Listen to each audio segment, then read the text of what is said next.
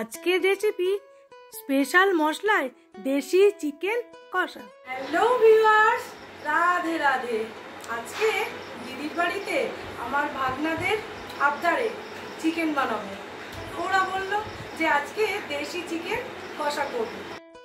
আজকে আমি 3 কেজি পরিমাণ দেশি মুরগির মাংস নিয়ে নিয়েছি।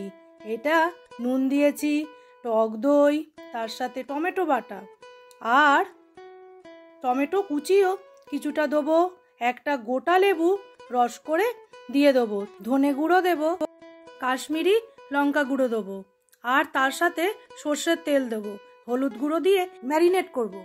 দেখো বন্ধুরা, আমি কড়া বসিয়েছি, এবার তেল দেব। আমি এবার সর্ষের তেল দেব, কিছুটা ভেস্টিজের রাইস ব্রান অয়েলও দেব।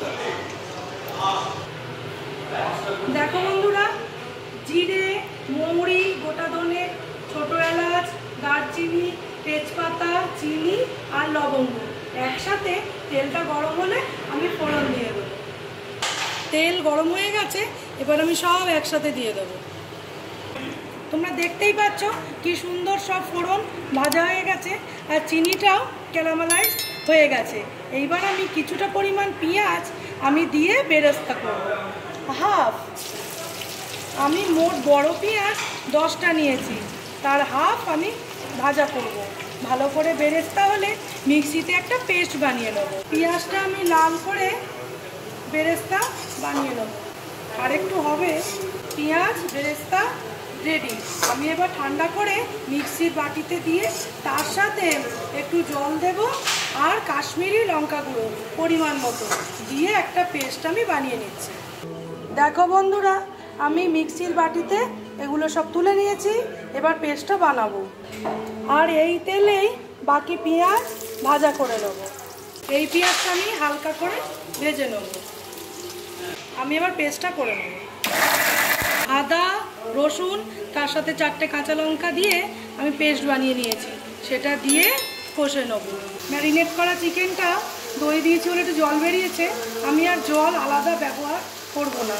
এই দিয়েই আমি মশলা কষে নেবো। আজকে চিকেন কষা এভাবেই বানাবো। আজকে 3 কিলো চিকেন আমি প্রথম রান্না করছি এই রকমভাবে। খুব সুন্দর করে আমি ঢাকনা চাপা দিয়ে দিয়ে মাংসটা সেদ্ধ করে নেব আর তার মধ্যেই কষা হয়ে যাবে। চাপা দিয়ে দেবো।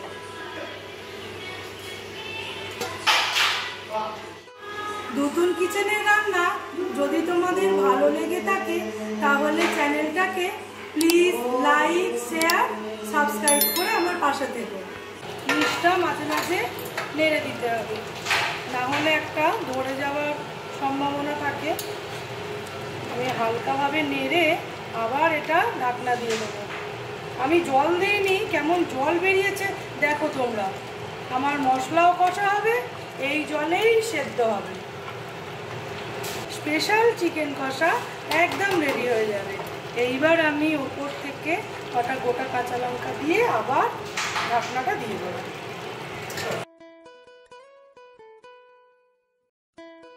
আমি তো মাঝে মাঝে খুলে নেড়ে দিয়েছি। এইবার আমি পেস্টটা যেটা বানালাম দিয়ে দেবো। এই পেস্টটার একটা এত সুন্দর গন্ধ বেরিয়েছে, কি বলবো আমি তোমাদের। এইরকম একদিন স্পেশাল মশলা বানিয়ে চিকেন কষা খেয়ে দেখো, দিয়ে আমাকে অবশ্যই কমেন্ট করে জানাবে কেমন হয়েছিল খেতে। একসাথে আমি এবার মিশিয়ে নেব।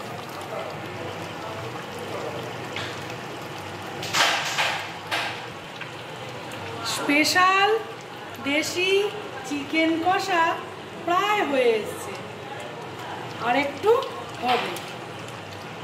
তোমরা রং দেখে বুঝতেই পারছো কেমন হয়েছে। ওপর থেকে গরম মশলা গুঁড়ো দিয়ে গরম গরম পরিবেশন করব। আজকের রান্না গরম গরম স্পেশাল মশলায় দেশি চিকেন।